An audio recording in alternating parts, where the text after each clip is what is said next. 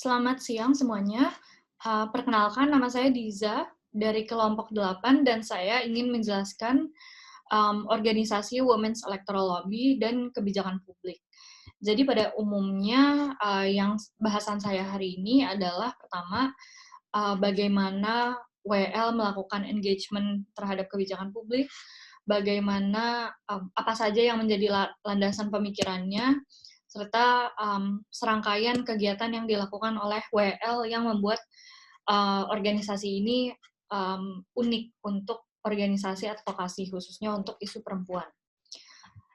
Selanjutnya, mungkin sebelum menutup juga saya akan membahas sebagian signifikansi dan kritik terhadap engagement kebijakan publik yang dilakukan oleh Women's Electoral Lobby.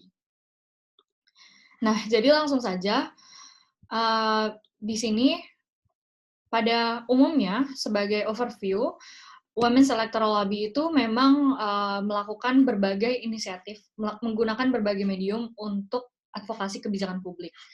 Misalnya politik elektoral, policy engagement, yaitu mereka membuat publikasi, kajian, dan penelitian kebijakan. Mereka juga berpartisipasi dengan aktif dalam proses konsultatif, serta mereka memanfaatkan hubungan pribadi anggota, jadi anggota WL-nya, dengan yang memiliki hubungan atau koneksi di pengambilan keputusannya, itu anggota pemerintahan. Nah, ini adalah hal-hal yang membuat Women's Electoral Lobby ini unik.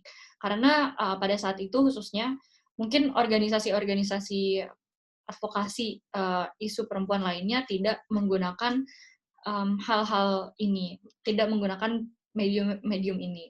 Kalaupun menggunakan itu bukan dalam cara yang sama. Jadi mungkin kayak untuk lebih lanjutnya, jadi untuk politik elektoral ini, Women's Electoral Lobby itu berusaha untuk selalu mengukur, selalu membawa isu perempuan, isu feminisme ke dalam perdebatan, ke perhatian kandidat-kandidat politik. Misalnya bagaimana? Misalnya mereka itu pernah menyusun sekumpulan pertanyaan untuk ditanyakan kepada kandidat politik. Nah, sekumpulan pertanyaan ini kemudian disebar ke masyarakat, supaya masyarakat itu memang punya sense of idea apa saja yang harus ditanyakan kepada politisi-politisi mengenai isu perempuan. Women's Electoral Lobby juga sering melakukan public shaming bagi politisi yang mengeluarkan pernyataan-pernyataan yang dianggap misoginis. Nah, kalau misalnya itu dalam ruang politik elektoral, mungkin dalam ruang policy engagement, ini yang menjadi fokus utama dan bisa dibahas lebih banyak lagi. Jadi kalau policy engagement dari Women's Electoral Lobby itu mencakup berbagai kegiatan, bukan hanya misalnya merilis kajian dan tuntutan, karena pada umumnya itu kan yang memang dilakukan oleh organisasi advokasi. Tapi mereka juga memang melibatkan diri sepenuhnya dalam berbagai bagian dan proses politik dan penyusunan kebijakan. Jadi yang dilakukan oleh Women's Electoral Lobby ini bukan hanya mereka mencoba untuk meng-highlight suatu isu dan membawanya ke diskursus mainstream, tapi mereka juga memang menyusun misalnya rekomendasi kebijakan, mereka mengembangkan kajian-kajian yang memang sangat terperinci, bahkan mereka itu sampai punya kajian tentang budget sendiri dari setiap rekomendasi kebijakan yang mereka rilis. Jadi itu yang membuat Women's Electoral Lobby itu benar-benar stand out dibandingkan pergerakan lainnya misalnya. Nah, pada tahun 2008 karena Women's Electoral Lobby ini kan dimulai pada dekade 1970. Nah, pada 2008 itu Women's Electoral Lobby disebut telah berkontribusi sebanyak 900 publikasi kajian dalam berbagai isu kebijakan publik. Jadi ini keterlibatan yang memang sangat tinggi untuk dan memiliki banyak detail untuk mencapai perubahan dalam pemerintahan. Nah, WL juga memiliki banyak ide banyak pengetahuan mengenai tantangan dan risiko dalam public policy engagement. Jadi jauh lebih lancar dalam hal itu. Kenapa bisa? Karena anggota-anggota Women's Electoral Lobby ini memiliki hubungan pribadi yang lumayan menjalar kemana-mana, menggurita di badan-badan pemerintahan, di parlemen misalnya. Jadi koneksi ini, network ini memudahkan Women's Electoral Lobby untuk melakukan public policy engagement karena memang sudah lumayan familiar, anggotanya sudah lumayan familiar dengan ranahnya. Nah, selanjutnya apa sih yang menjadi landasan pemikiran dalam advokasi Women's Electoral Lobby? Jadi pada umumnya akademisi itu memang setuju bahwa upayanya terletak pada spektrum yang progresif. Namun walaupun banyak yang berbeda-beda, secara ideologi itu lumayan koheren. Tapi utamanya dua pemikiran yang menjadi yang ada interplay-nya dalam public policy engagement dari Women's Electoral Lobby adalah pertama pemikiran radikal dan kedua pemikiran reformis. Kalau pemikiran radikal itu cenderung dianggap oleh Electoral Lobby untuk membentuk ruang operasi bagi organisasinya. Jadi walaupun mereka pada umumnya itu bersifat reformis, tapi mungkin ada beberapa upaya yang cenderung radikal. Nah itu tidak apa-apa dan dianggap sebagai upaya untuk membentuk ruang operasi. Kalau reformis, tentunya itu kan memang yang upaya utama, yaitu perubahan dan kemajuan gradual melalui institusi yang telah tersedia, yaitu kebijakan publik, yaitu pemerintah, dan politik elektoral. Nah, signifikansinya sendiri, Women's Electoral Lobby ini memang dianggap sebagai salah satu organisasi feminis pertama yang berdampak pada kebijakan publik secara langsung. Jadi bukan hanya building conversations dalam masyarakat, tapi memang secara langsung berpengaruh dalam penyusunan kebijakan publik itu. Kedua, Women's Electoral Lobby juga mendorong masyarakat untuk bersikap kritis terhadap kandidat elektoral dan pandangan dari kandidat-kandidat tersebut terhadap isu perempuan. Misalnya salah satunya adalah Feminist Policy Framework.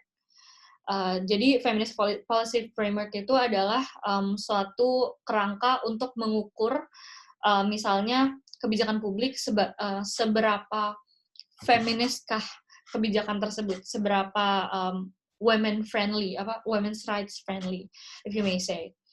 Dan terakhir juga mereka berhasil menekan kandidat politik untuk setidaknya memperhatikan isu perempuan. Karena pada saat itu, dekade 1970, mungkin isu perempuan itu tidak terlalu mainstream, maksudnya masih dikesampingkan oleh masyarakat umum.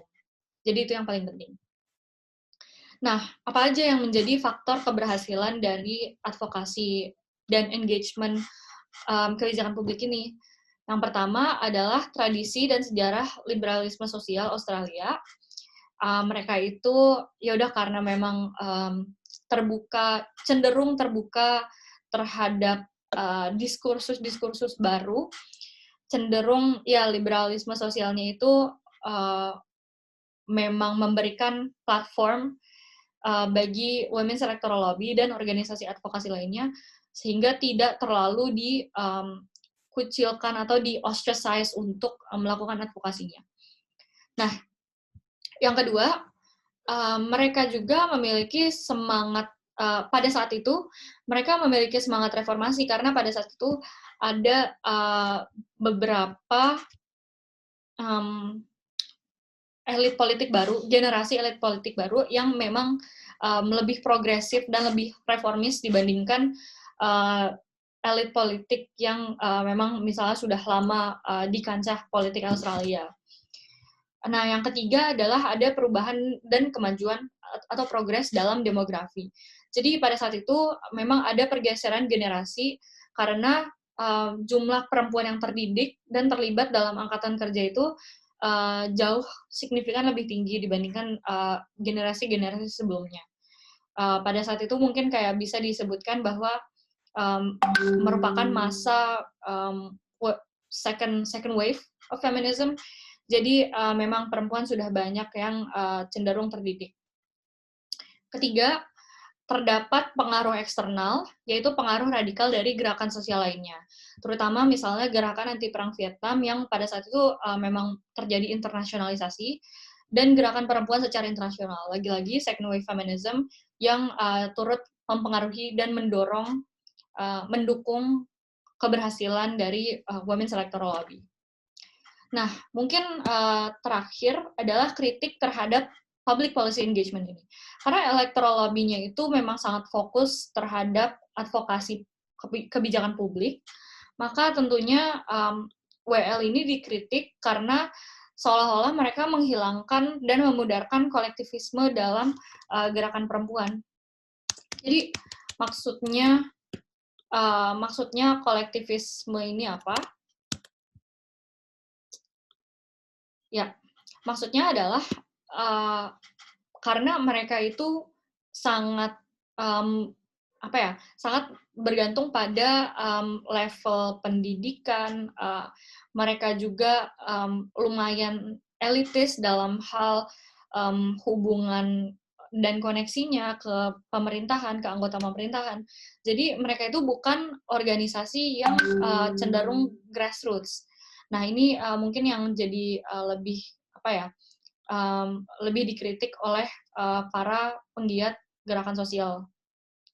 Nah, selanjutnya mereka juga karena public policy engagement, mereka sangat tergantung pada pemerintah. Dan ini disebut buruk, ini merupakan kritik karena saking tergantungnya dengan pemerintah dan tujuan utamanya adalah institusionalisasi agenda feminis, itu jadinya ya udah memunculkan konsekuensi tersendiri. Pokoknya memudarkan semangat kolektif. Selain memudarkan semangat kolektivis, mereka juga itu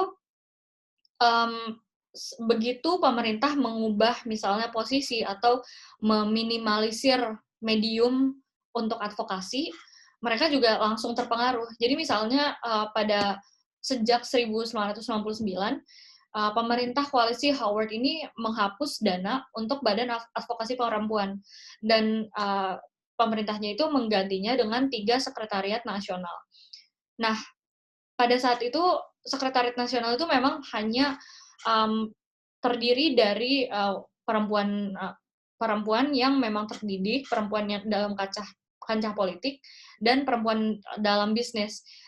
Jadi ini tuh berdampak pada hilangnya pluralisme dan keragaman dalam suara yang didengar oleh pemerintah.